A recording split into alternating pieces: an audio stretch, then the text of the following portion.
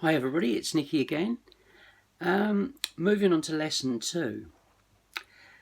Let's get you playing the ukulele. So the first chord that I ever learnt on the ukulele was the chord of C Major, which you play with your third finger of your fretting hand, your ring finger, and that is placed on the third fret of this first string of the ukulele. Okay, this one here. Okay, what I'd like to show you as well is there's a fair bit of space between the frets, so where should you actually place your finger? Well, I would say that the best way to get a good clean sounding note is for you to not be in the middle, but to be more towards the fret nearest the body of the guitar. If you do this, you'll get more downward pressure on the fret, and you'll get a very, very clean contact on the fret wire. That's the metal part there. And your note will sound out nice and cleanly.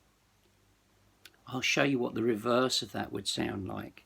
If you bring your finger back into an incorrect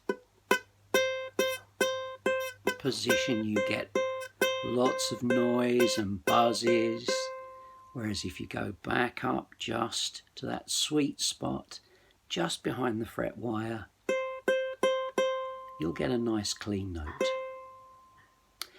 Okay, so that's the chord of C major, and let's strum through it. Okay, so we need to look at how we strum.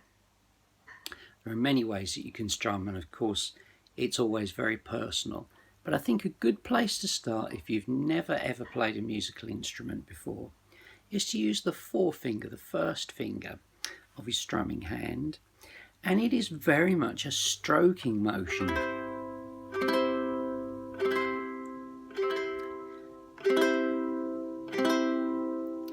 And what you're looking for really is not to have any resistance against the strings, otherwise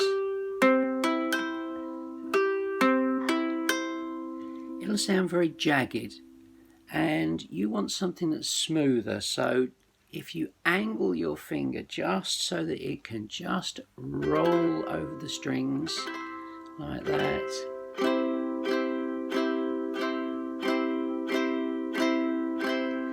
you should get a nice smooth sound, a nice smooth tone.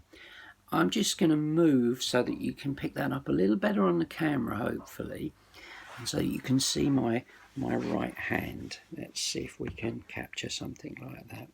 So what you don't want to be, you don't want to be at a right angle with your ukulele, or you'll get caught up in the strings, you'll get snagged.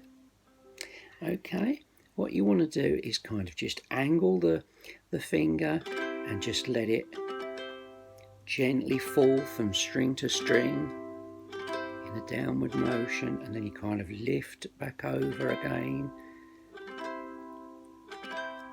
Okay, I've still got the same chord on, still at the third fret there for the C major.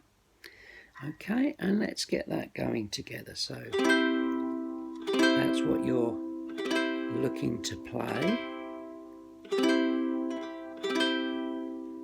Just downward strums at this stage.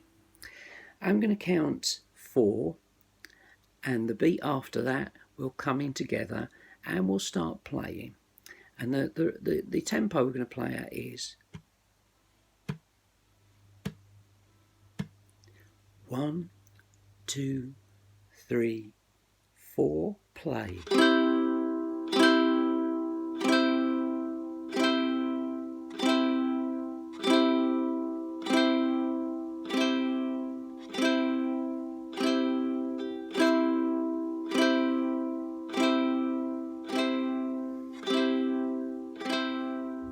Okay, a little bit of practice with that, and make sure that it's nice and smooth.